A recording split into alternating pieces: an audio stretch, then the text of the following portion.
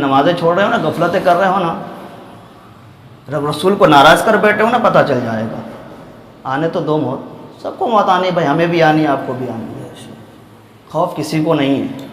اگر خوف ہوتا، اللہ رسول کا ڈر ہوتا سینے میں، اس کی محبتیں ہوتی، نمازیں ہم سے نہ چھوڑتا۔ یہ خرافات کر رہے ہیں، یہ بھی ہم سے نہ چھوڑتا۔ آؤ پلٹ کر کے اس مالک کے چوکھٹ پر، جو مالک تمہیں زندگی بخشا ہے، جو مالک تمہیں صبح شام سانس دے رہا ہے، جو مالک تمہیں رات کو سلاتا ہے پھر صبح زندہ تمہیں کرتا ہے۔ حضرات السلام علیکم ورحمۃ اللہ تعالی وبرکاتہ۔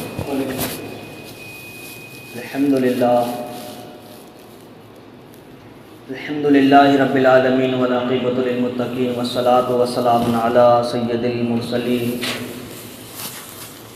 وعلی آلہ واصحابہ اجمعین۔ اعوذ باللہ من الشیطان الرجیم وبرکاتہ، بسم اللہ الرحمن الرحیم۔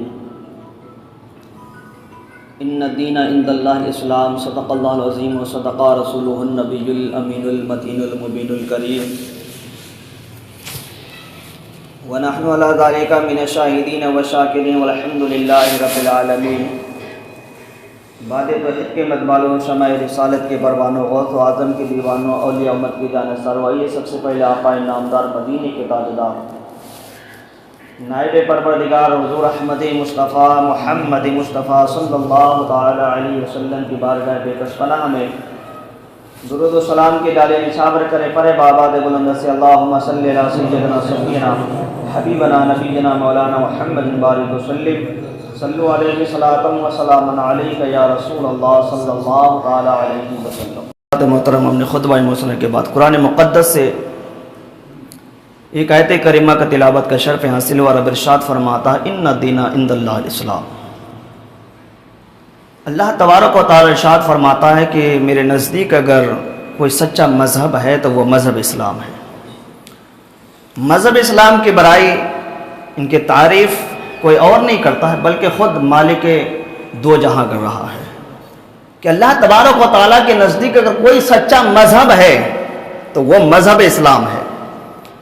دنیا میں بہت سارے مذاہب ہیں، ان تمام مذاہبوں میں اللہ اپنے قرآن میں ارشاد فرمایا ہے کہ کوئی بھی مذہب اگر اللہ تبارک و تعالیٰ کے بارگاہ میں مقبول ہے تو وہ مذہب اسلام ہے۔ اور مذہب اسلام کے ماننے والے آپ کو ہر طرف مل جائیں گے۔ پورے ورلڈ میں آپ کہیں پہ بھی چلے جائیے، مذہب اسلام کے ماننے والے ملیں گے۔ مذہب اسلام کے ماننے والے ہیں لیکن چلنے والے بہت کم ملیں گے۔ ماننے والے تو بہت ہیں لیکن چلنے والے بہت کم ملیں گے۔ وہ کہاوت میں ہے نہیں کہ گڑ نہیں کھاتے ہیں گلگلے کھاتے ہیں، لیکن اس میں بھی گلگلے میں بھی گڑ ڈالا جاتا ہے کہ نہیں جاتا؟ پرہیزی ہے کہ وہ یہ نہیں کھاتے یہ کھاتے ہیں۔ تو سیم مسئلہ آج مسلمانوں کا یہی ہے، سیم مسئلہ ہے۔ کیونکہ آج مسلمان اتنا گر کیوں چکا ہے؟ لوگ کہتے ہیں نا کہ مذہب اسلام خطرے میں ہے، مذہب اسلام خطرے میں۔ میں کہتا ہوں مذہب اسلام کبھی خطرے میں آیا ہی نہیں ہے۔ مذہب اسلام کل بھی سیف تھے، آج بھی سیف ہے، انشاءاللہ صبح قیامت تک مذہب اسلام سیف رہے گا۔ اگر مذہب اسلام خطرے میں اگر ہوتا تو یہ مذہب تو پھر جنگ بدر میں ہی، میدان بدر میں ختم ہو جاتے۔ اگر وہاں خطرے میں تھے تو تاریخ میں کئی ایسے جنگ ہوئی ہے تو مذہب اسلام وہی ختم ہو جاتا۔ اور سب سے بڑی جنگ کی بات کرو تو پھر میدان کربلا کو اٹھا کے دیکھو، جب 72 نفوس تھے اور 22,000 کا لشکر تھے، تب بھی تو مذہب اسلام نہ مٹا۔ مذہب اسلام تب بھی نہ مٹا، مذہب اسلام تب بھی فروغ پایا، اور مذہب اسلام آج بھی فروغ پا رہا ہے۔ ابھی باہر کنٹری میں 28 لوگوں نے، بڑے بڑے ڈاکٹروں نے، بڑے بڑے سائنٹسٹوں نے مذہب اسلام کو قبول کیا ہے۔ ابھی حال ہی کے مہینہ کی بات کرو، اسی پریزنٹ کے مہینے کی بات، ابھی کی بات کرو، 28 لوگوں نے، 28 ڈاکٹروں نے، ان میں سے ڈاکٹر بھی ہے، سائنسداں بھی ہیں، بڑے بڑے عہدیدار ہیں، ایک ہی مجلس میں بیٹھ کر کے مذہب اسلام کو قبول کیا اور کلمہ طیبہ پڑھ کر کے مذہب اسلام کے دائرے میں آیا۔ تو مذہب اسلام کبھی خطرے میں نہیں ہے۔ مذہب اسلام کل بھی پھل رہا تھا، آج بھی پھل رہا تھا، انشاءاللہ کل تک پھیلتے رہیں گے۔ لیکن مذہب اسلام کے ماننے والے خطرے میں ہیں۔ لوگ کہتے ہیں کہ مذہب اسلام خطرے میں ہے. میں کہتا ہوں کہ مذہب اسلام خطرے میں نہیں ہے، بلکہ آج کے مسلمان خطرے میں ہیں. آج کے مسلمان خطرے میں ہیں. آج کے مسلمان کی جان کے داؤ لگا ہوا ہے. آج کے مسلمانوں کی ایمان کے داؤ لگا ہوا ہے. آج کے مسلمانوں کی ایمان خطرے میں ہیں. اگر دیکھا جائے کئی ایسے مسلمان ہیں جو گوشت کھانے والا ہے، گوشت کھانے والا مسلمان ہے، لیکن ٹٹول کے دیکھا جائے میں تو کہتا ہوں کہ سینے میں ایمان بھی موجود ہے کہ نہیں ہے. کیونکہ آج ہم لوگ کیا ہے کہ اپنے ایمان کا جنازہ خود نکال رہے ہیں. آج ہم لوگ خود اپنے ایمان کا جنازہ نکال رہے ہیں. آج ہم لوگ خود ایمان سے دوری بنا رہے ہیں. اور جب ایمان ہمارے سینے میں نہیں رہے گا تو پھر کیا یہ سینہ، اس سینے میں رسول اللہ کی محبت بچ سکتی؟ جب اس سینے میں نور ایمان ہی نہیں رہے گا کیا ہم اللہ سے لو لگا سکتے ہیں؟ جب اس دل میں اللہ رسول کا خوف ہی نہیں پیدا ہوگا تو پھر ہم عبادت کہاں سے کریں گے؟ آج لوگ کہتے ہیں کہ عبادت میں مزہ نہیں آ رہا ہے، نماز میں دل نہیں لگ رہا ہے. نماز میں دل کہاں سے لگا؟ کیونکہ ایمان تم نے پہلے سے کچا کر چکا ہے. ایمان پہلے سے کچا کر چکا ہے. یہ جو اللہ نے جو دل دیا ہے نا، یہ سینہ دیا ہے نا، اس سینے سے تم نے اللہ رسول کے محبت کو نکال دی، اللہ رسول کے ڈر کو تم نے نکال دیے ہو. اسی لیے آج ہمیں عبادتوں میں من نہیں لگتا ہے. اسی لیے آج ہمیں عبادت کرنے کا جی نہیں چاہتا ہے. اس لیے آج ہم اذانیں سن کر کے بیٹھے رہتے ہیں، وقت دیکھ کر کے ہم اگنور کر رہے ہیں. اسی وجہ سے کیونکہ ہمارے دل سے اللہ کا خوف نکل چکا ہے، اللہ کا ڈر نکل چکا ہے. اگر اس مالک سے ڈر ہوتا، اس مالک سے اگر خوف ہوتا، اور یہ بھی پتا ہے ہمیں کہ ایک دن ہمیں اس دنیا سے جانا ہے، اور یہ بھی پتا ہے ہمیں ایک دن ہمیں اللہ تبارک و تعالیٰ کے بارگاہ میں کھڑا بھی کیا جائے گا، اور میدان محشر میں رسول اللہ کا سامنا بھی کرنا پڑے گا. لیکن تو بھی ہم یہ سارے چیز جاننے کے باوجود بھی ہم نمازوں کو چھوڑ رہے ہیں. مذہب اسلام میں ہیں لیکن شریعت سے دور ہیں، قرآن سے دور ہیں، حدیث سے دور ہیں. اسی وجہ سے مسلمان آج خطرے میں ہیں. اگر اسلام خطرے میں ہوتا تو آخر مسلمان کیوں آتے؟ لوگ دوسرے مذاہب کے لوگ اس مذہب میں کیوں آتے؟ آتا ہی نہیں نا.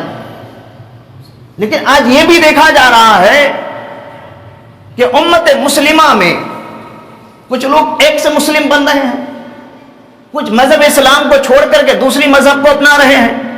اور خاص کر کے دیکھا جائے اسلام کی وہ بیٹیاں، اسلام کی وہ بیٹیاں جو کالج کے نام پر گھر سے نکلتی ہے، جو یونیورسٹی کے نام پر گھر سے نکل رہی ہے، کسی جاب کے نام پر سے گھر سے نکلتی ہے، کئی کام کرنے کے نام سے گھر سے نکلتی ہے، لیکن پہرا اس پر کچھ نہیں ہے. کسی کی بیٹی اگر اسکول جاتی ہے تو اس کے باپ کو نہیں پتا کہ میری بیٹی اسکول جاتی ہے کہ نہیں جاتی ہے، اسکول کے نام پر کہیں اور تو نہیں جا رہی ہے.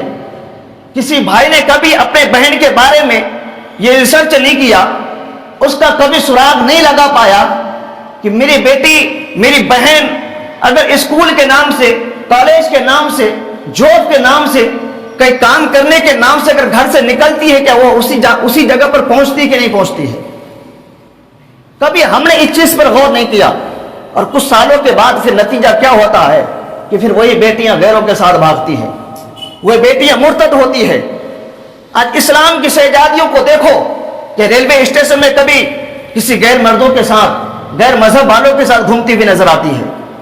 آج اسلام کی بیٹیوں کو دیکھو، یونیورسٹی کے نام سے گھر سے نکلی ہوئی بیٹیاں آج کہیں ہوٹل میں جا کر کے کسی کے ساتھ گھوم رہی ہے، کسی کے ساتھ سو رہی ہے. اس کا ذمہ کون ہے؟ آج لوگ کہتے ہیں کہ علماء کیا کر رہے ہیں؟ علماء سو رہے ہیں. میں کہتا ہوں کہ علماء کتنا پہرا دے گا؟ کیا علماء تمہارے گھروں میں جا کر کے پہرا دے گا؟ کیا تمہارے دروازے میں تمہارے ایک ایک علماء بٹھا دیا جائے گا؟ نہیں نہیں. بیٹی تمہاری ہے، بہن تمہاری ہے، حق پہلے کس کا بنتا ہے؟ علماء تو تمہیں راستہ کل بھی دکھا رہا تھا، آج بھی دکھا رہا ہے، کل تک دکھاتا رہے گا. تمہیں تو راستہ دکھا رہا ہے. جو مسائل علماء کے پاس آتے اتنا آپ کے پاس نہیں آتے. علماء سارے مسائل کو دیکھ کر کے پھر ممبر رسول میں بیٹھ کر کے خطاب کرتے ہیں. تو کس لیے خطاب کرتے ہیں؟ کیا آپ کو سو رہنے کے لیے خطاب کرتے ہیں؟ آپ کل تک سو رہے تو آج بھی سو رہے ہیں، اور کل تک آپ سوتے رہیں گے. امت کے بارے میں کسی کو فکر نہیں ہے، معاشرے کے بارے میں کسی کو فکر نہیں ہے. فکر ہوتا بھی کیسے؟ ان کو خود کے گھر کے بارے فکر نہیں ہے. بھائی تو امت کے بارے میں اس کے دل میں کیا خوف ہوگا، امت کا درد اس کے سینے میں کیسے ہوگا۔ آج ہم نے مذہب اسلام کو بدنام کر رکھے ہیں، کئی شادیوں کے نام پر، کئی ولیموں کے نام پر، کئی فنکشنوں کے نام پر، کئی اور کوئی چیز کے نام پر۔ ہم نے کچھ نہیں کیے اس دین کے بارے میں، لیکن ہم اس دین کو بدنام کرنے میں کوئی کسر بھی نہیں چھوڑے ہیں، کوئی کسر نہیں چھوڑے ہیں۔ آج مسلمان کی بیٹیاں زناؤں کے اڈوں پر پہنچ چکی ہے، زنا کھلے عام ہو رہے ہیں۔ کتنے ایسے نوجوان ہیں کہ جس کے ایمان داؤ پر لگ چکا ہے، اس کے ایمان سینے سے نکلنے کے لیے بہت کم دوری بنائے رکھے ہیں۔ کیوں ایسا ہو رہا ہے؟ ایسا کیوں ہے؟ سارے چیز کا، سارے باتوں کا نچوڑ نکال کے دیکھ لیا جائے تو سب سے بڑی کمی ہے کہ ہم مسجدوں سے دور ہیں، سب سے بڑی کمی ہے کہ ہم نمازوں سے دور ہیں، سب سے بڑی کمی ہے کہ ہم قرآن و حدیث سے دور ہیں۔ جب ہمیں علم سیکھنے کا وقت تھا، جب ہمیں علم حاصل کرنے کا وقت تھا، اس وقت ہم اپنے زندگی کو کہیں کوئی تاش کے اڈے میں جا کے گزارے، کوئی شراب کے ٹھیکے میں جا کے گزارے، کوئی اور جگہ جا کے گزارے، جہاں گناہ ہو رہا وہاں اپنے زندگی کو گزارے۔ لیکن آج اگر تھوڑا سدھر بھی گئے ہیں تو دین سے اتنا دور ہے کہ کچھ کہہ نہیں سکتے۔ آج مسلمان اگر راستے سے نکلتا ہے تو دوسرا مسلمان ان کو پہچاننے سے بھی قاصر ہے کہ مسلمان ہے کہ نہیں ہے۔ آج یہ نتیجہ ہو گیا ہے، کیونکہ اسلام کا جو طریقہ ہے، اسلام کا جو رہن سہن ہے، اسلام کا جو اخلاص اور محبت ہے، یہ سب چیزیں ہمارے اندر سے نکل گیا ہے، ہمارا پہننا ہی بدل گیا۔ آج کتنے ایسے لوگ ہیں جس کے چہرے میں داڑھی تک نہیں ہے، وہ سر میں ٹوپی لگا کر پھرنا اپنے آپ کو نحوست سمجھتا ہے، اپنے آپ کی بے عزتی محسوس کرتا ہے۔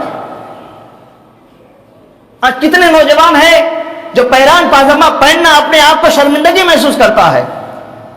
کیوں؟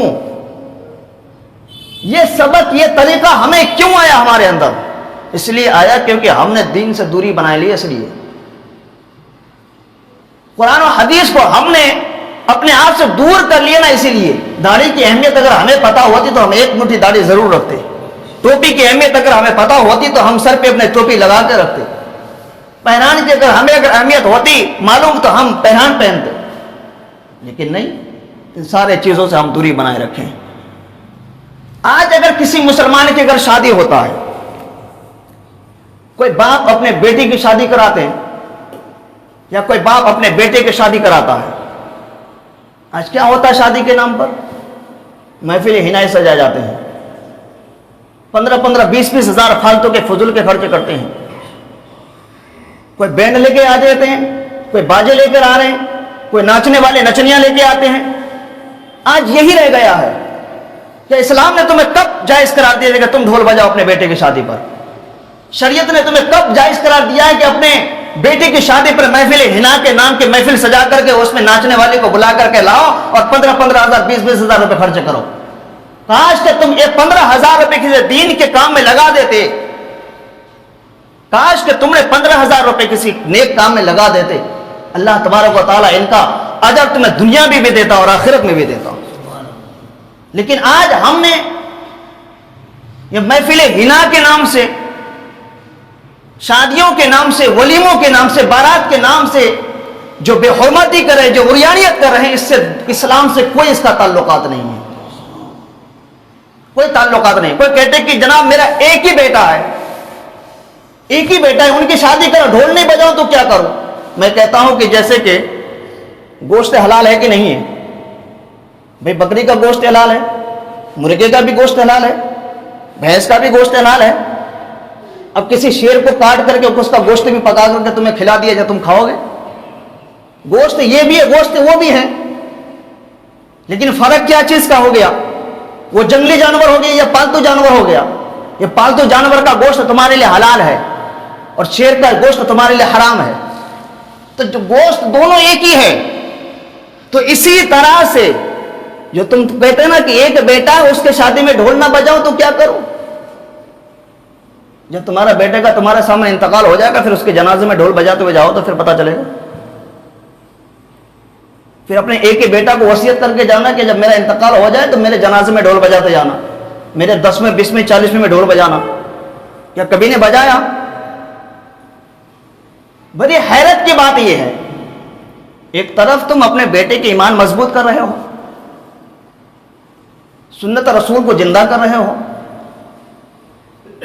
نیک کام کر رہے ہو، اور اسی مجلس میں تم ڈھول بجا کر کے یہودیوں کی، نصرانیوں کے، غیروں کی مذاہب، دوسرے مذاہب کے طور طریقہ اپنا رہے ہو. تو بتا تیرے اندر اسلام کہاں سے رہا؟ تیرے اندر اسلام کہاں سے رہا؟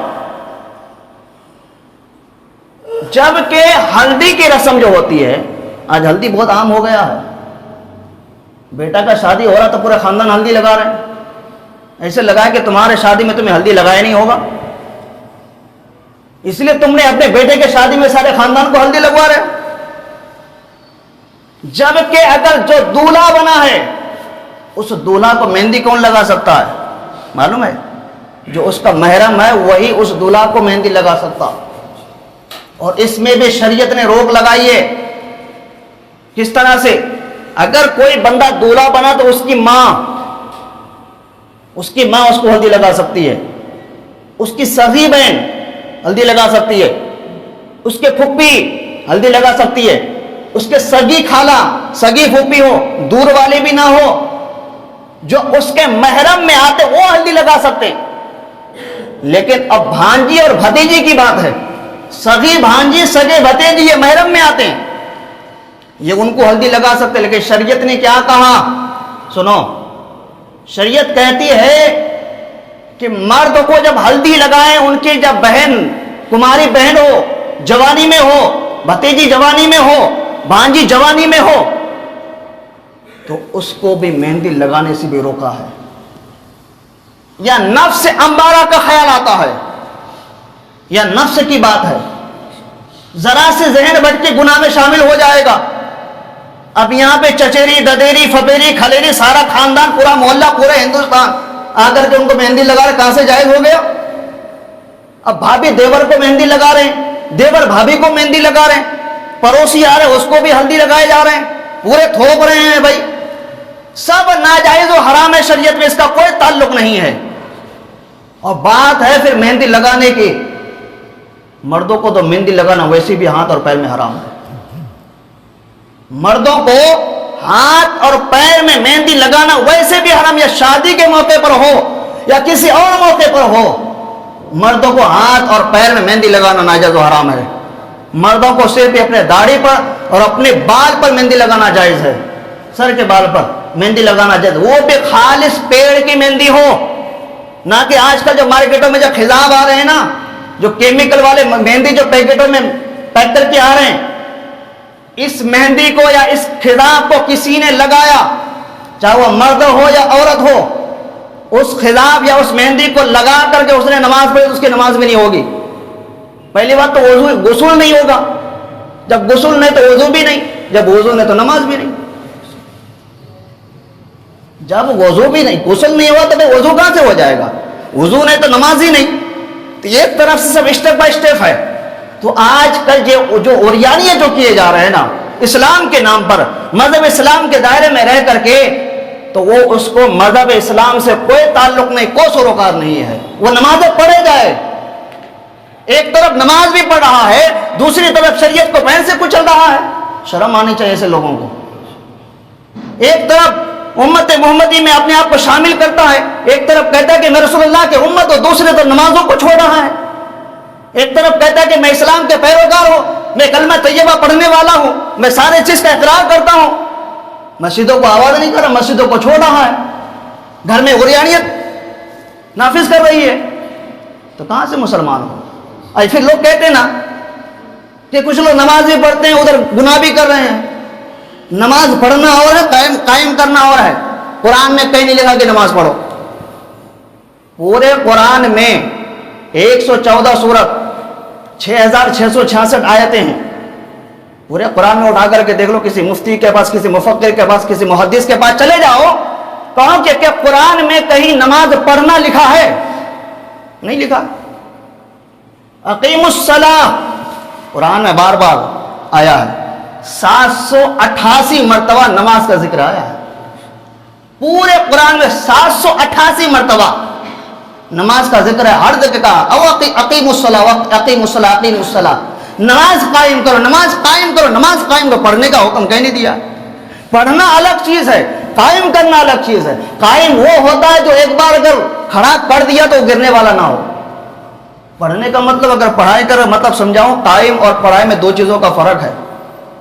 ایک بچہ ہے، کسی مدرسے میں داخلہ لیا، کسی اسکول میں اس نے ایڈمیشن لیا، پڑھنے کا ٹائم کتنے سال ہوگا بھائی 1 سال 2 سال 4 سال 5 سال 10 سال 15 سال.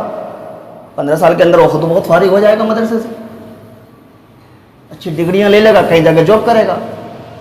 اب پڑھنے کا زمانہ اس کا 15 سال ہو گیا، اب جاب کی ضمانت تو ساری زندگی ہو گئی. 15 سال اس نے پڑھا، 15 سال میں فارغ ہو گیا، اور 15 سال کے بعد کہیں جا کے جاب کی تلاش میں ہے، کہ نوکری کرنے کی تلاش میں ہے. اب وہ نوکری جب تک اس کی زندگی رہے گا وہ کرتا رہے گا. کیوں؟ نوکری نہیں کرے گا پیٹ نہیں بھرے گا. نوکری نہیں کرے گا پریوار کو کیسے کھلائے گا؟ کہیں کمائے گا نہیں تو رشتہ دار کے کہاں سے حقوق العباد ادا کرے گا؟ جو ان پر حقوق العباد واجب ہو گیا ہے، رشتہ داروں کا، پڑوسوں کا، ماں باپ کا، بھائی بہن کا، بیوی بچوں کا، تو اب وہ کما کر کے تو کھلائے گا نا. اب کمائی کا ذریعہ ان کا سارا زندگی ہو گیا. تو اسی طرح سے نماز پڑھنا الگ چیز ہے، قائم کرنا الگ چیز ہے. جس نے نماز کو قائم کیا سچے دل سے، وہ جس طرح سے مسجد میں بیٹھ کر کے نماز پڑھتا گناہ نہیں کرتا، اسی طرح سے مسجد کے باہر جا کے بھی گناہ نہیں کرے گا. تو اس کو بولتے ہیں اس کا نماز قائم کرنا.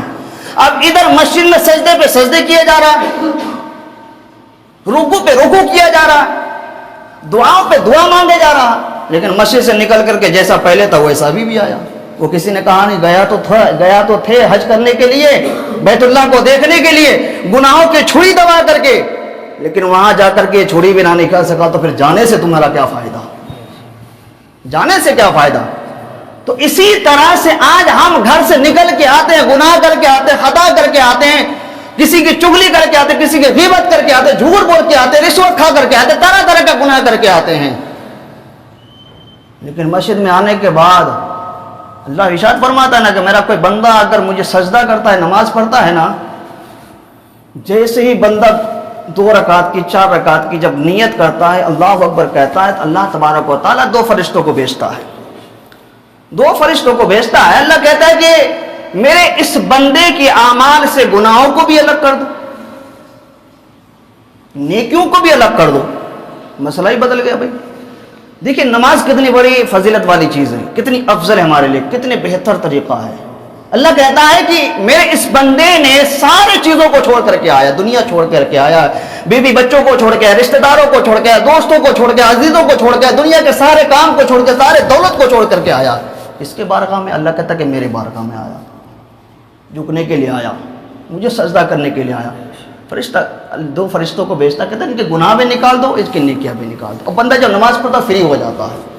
جس طرح سے اس نے دنیا چھوڑ کر کے اللہ کے لیے، اللہ بھی ان کے اعمال سے نیکیوں کو، برائیوں کو الگ کر دیتا ہے.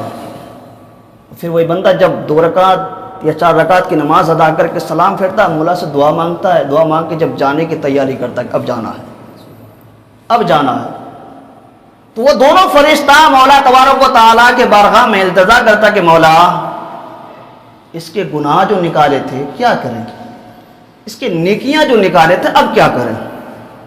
اللہ حکم دیتا ہے نیکی والے فرشتوں کو، اے میرے فرشتے اس کے نیکیاں جو ہے نا اس کے اعمال پر جمع کر دو، اس کے اعمال پر جمع کر دو. جمع کر دیا.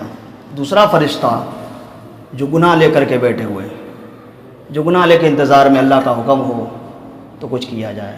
اب وہ فرشتہ کہتا کہ مولا تیرے اس بندے کی گناہ نکال دیے تیرے حکم سے، اب کیا کریں، اس گناہ کو کیا کریں. مولا کہتا ہے کہ اب اس کے گناہ کو گناہ بنا کر کے اس کے اعمال پر جمع مت کرو.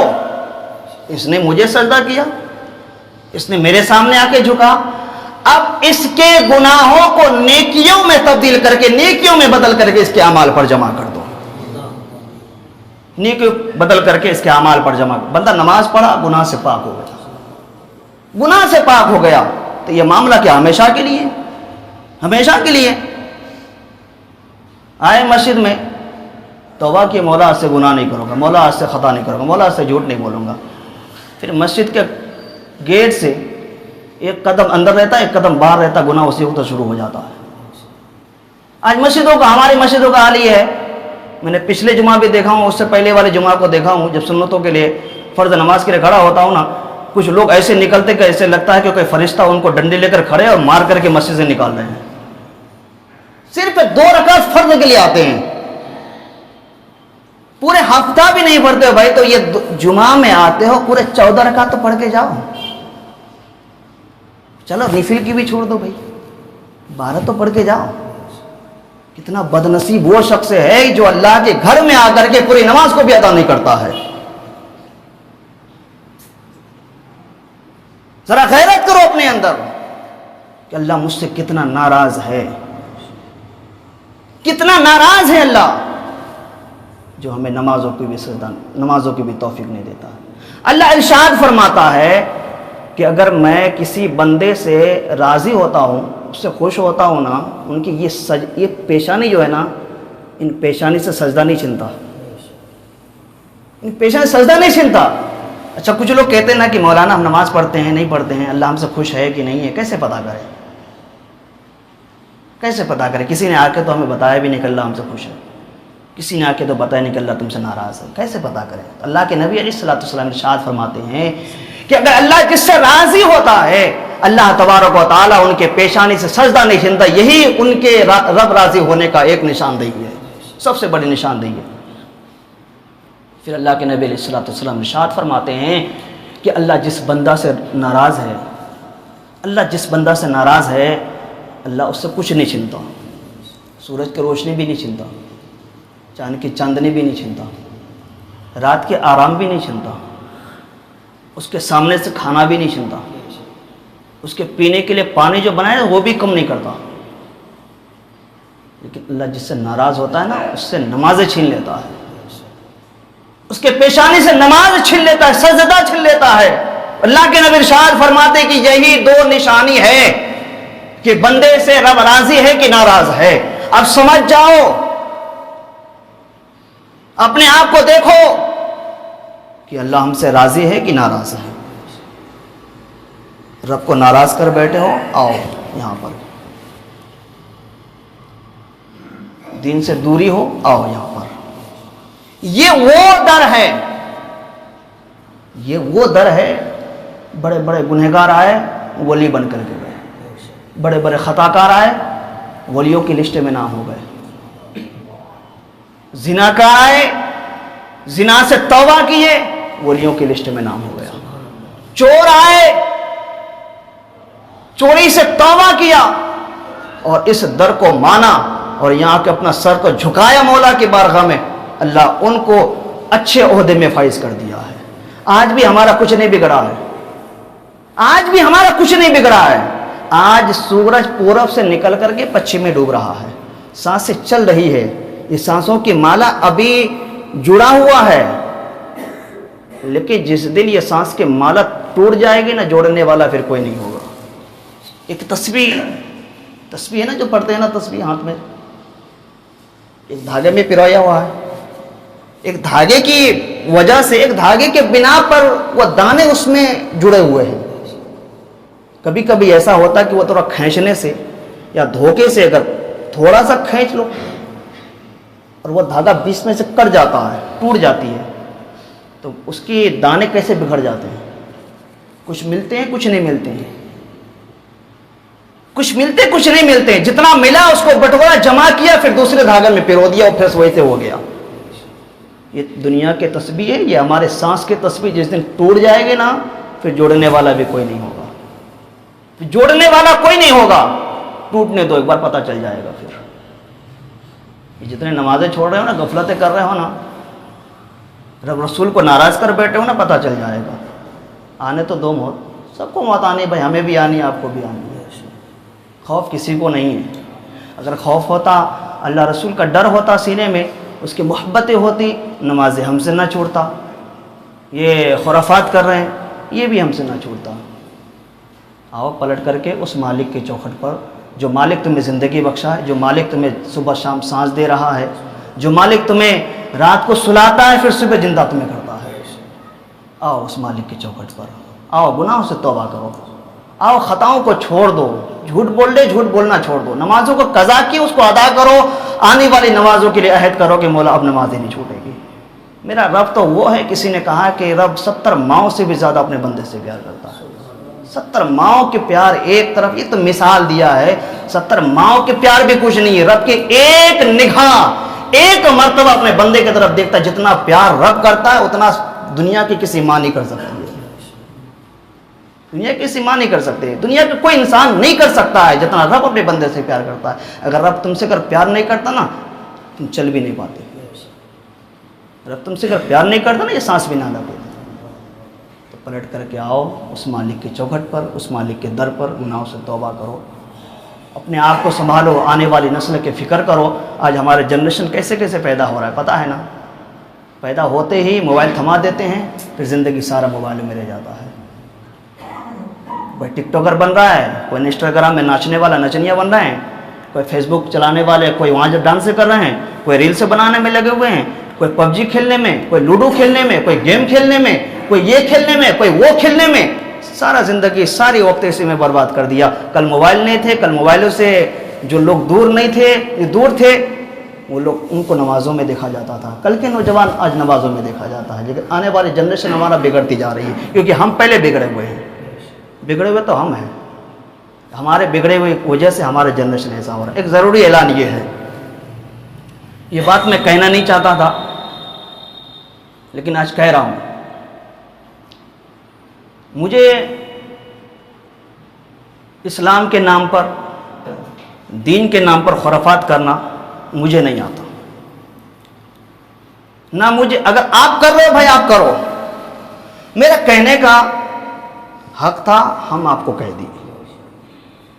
آپ کہیں گے یہ کہ ہم اپنے گھر میں اوریانیت کریں گے اسلام کے نام پر، اپنے گھر میں تماشے بازی کریں گے اسلام کے نام پر، تو کہیں گے مولانا ہمارے گھر پہ آ جائیں گے، یہ اپنے دماغ سے نکال دینا پہلی بات۔ اب شادی کا ماحول آ رہا ہے، شادیاں ہوں گے، جو بھی حضرات اگر میرے پاس دعوت لے کر کے آتے ہیں، میں کسی کی دعوت کو چھوڑتا نہیں ہوں، دعوت قبول کرتا ہوں میں، شرط یہ ہے کہ ان دعوت میں ایسے اوریانیت نہ ہو، ایسے فعل نہ ہو جس کا تعلق اسلام سے نہ ہو۔ جس کے بھی گھر میں شادی ہو، اگر اس کے گھر میں ڈی جے بینڈ باجے کے ساتھ اس کے گھر میں اگر کچھ فنکشن ہو تو ایسے گھر والے میرے پاس دعوت لے کر کے نہ آئے۔ میں دین سے کھلواڑ نہیں کر سکتا، دین دین ہمارے لیے، شریعت شریعت ہمارے لیے، ہمارا رشتہ توڑ سکتی ہے پر دین نہیں چھوڑ سکتے۔ ہم رشتہ کو ہم پیٹھ کے پیچھے دھکیل سکتے ہیں، دین کو رشتے کی وجہ سے ہم پیٹھ کے پیچھے نہیں دھکیل سکتے۔ دین کل بھی ہمارے سر کا تاج تھے، آج بھی تاج ہے، کل تک تاج رہیں گے۔ تو جس کے بھی گھر شادی ہو، بیاہ ہو، کوئی بھی فنکشن ہو، اگر دوسرے مذاہب کے طور طریقے پر شادی کریں گے، میرا اس گھر میں، اس شادی میں میرا جانا نہیں ہوگا، چاہے آپ ہلدی والے کھانے میں ہو یا بارات میں ہو یا ولیمہ میں ہو۔ یہ توقع ہٹا دینا کہ مولانا ہمارے گھر پہ آ جائیں گے، اور ہلدی میں آپ ہمیں اگر یہ کہہ کر کے لے کر کے گئے کہ مولانا ایسا کوئی بات نہیں ہے، آپ ہمارے گھر آئیے، کھانا کھا لیجئے، آپ نے ہمیں پہلے اطلاع دی کہ ایسی کوئی بات نہیں، کھانا کھانے کے بعد آپ نے پھر وہی اوریانیت کر دیا، اس کا ذمہ کل قیامت کے دن میدان محشر میں آپ کا دامن میں پکڑوں گا، اللہ رسول کے بارگاہ میں کھڑا کر دوں گا، مولا یہ وہی بندہ جو مجھ سے جھوٹ بول کے اپنے گھر میں کھانا کھلوایا۔ اس بات کو میں اسپشٹ کر رہا ہوں، اگر اس بات سے کسی کے دل میں اگر ٹھیس پہنچا ہے تو اسے معذرت خواہ ہوں میں، دونوں بات میں کہہ رہا ہوں، کیونکہ مجھے ایسی جگہوں پہ جانا پسند نہیں ہے جہاں دین کے ساتھ کھلواڑ ہو، شریعت کے ساتھ شریعت کا مذاق اڑایا جاتا ہو۔ تم کلمہ گو ہو، آج لوگ کہتے ہیں نا کہ ہمارے شادیوں میں ایمان والے نیک لوگ نہیں آتے، کیوں نہیں آتے بھائی؟ اسی لیے نہیں آتے، علماء کیوں نہیں آپ کے شادیوں میں پہنچ رہے ہیں؟ آپ کی بارات میں علماء جانے سے کیوں قطراتے ہیں؟ آپ کے ولیمے میں اچھے اچھے لوگ، نیک لوگ، نمازی لوگ، متقی لوگ، پرہیزگار لوگ جانے سے کیوں قطراتے ہیں؟ اس لیے قطراتے ہیں کیونکہ تمہاری وجہ سے کل ہمیں جھکنا پڑے گا. کل تمہاری وجہ سے، تمہاری ان شادی کی وجہ سے ہمیں جھکنا پڑے گا. دوسرے مذاہب کو کہیں گے کہ بڑے لیکچر دیتے ہیں آپ کھڑے ہو کر کے لوگوں کے بیچ میں، یا ممبر رسول میں بیٹھ کر کے آپ لیکچر دیے اور کل جا کے پھر انہیں شادی میں شامل ہو رہے ہیں، تو پھر ہمارا اس بات میں کوئی دم نہیں رہا. یہ بات کرنا ہم پر لعنت برستی ہے. اس لیے کہ جو بات کرو اس پر قائم اور دائم رہو، اسی کا نام ایمان ہے، اسی کا نام ایمان ہے. تو برائے مہربانی میری اس بات کو آپ لوگ اپنے ذہن میں بٹھا لیجئے گا. ہاں، اس شادی کے لیے میں تیار ہوں، نہ دھو کر کے تیار ہوں پہلے سے. بھائی جس شادی میں ناچ گانا بینڈ باجے یا ہلدی میں ہو یا ولیمہ میں ہو یا بارات میں ہو، ایسے شادی میں اگر ایسی چیزوں سے پاک ہے، انشاءاللہ آپ کے پورے شادی میں ہم ساتھ رہیں گے، ہم تیار ہیں. اگر ایسے شادی میں کوئی بھی چیز اگر اسلام کے نام پر، شریعت کے نام پر اگر ایسے ہو جس کا اسلام سے کوئی تعلق نہیں، شریعت سے کوئی تعلق نہیں، ایسے شادیوں سے میں کوسوں میل دور رہتا ہوں، کوسوں میل دور رہتا ہوں. بس اللہ تبارک و تعالیٰ سے دعا ہے کہ ہم سب کو ان سب باتوں پر عمل کرنے کی توفیق عطا فرما. ہم سب کو اہدنا الصراط المستقیم، شریعت مصطفیٰ سنت رسول پر عمل کرنے کی توفیق عطا فرما. وصلی اللہ تعالی علی خیر خلق نور عرش محمد وآلہ وصحبہ اجمعین برحمتک یا ارحم الراحمین وحق لا الہ الا اللہ محمد رسول اللہ.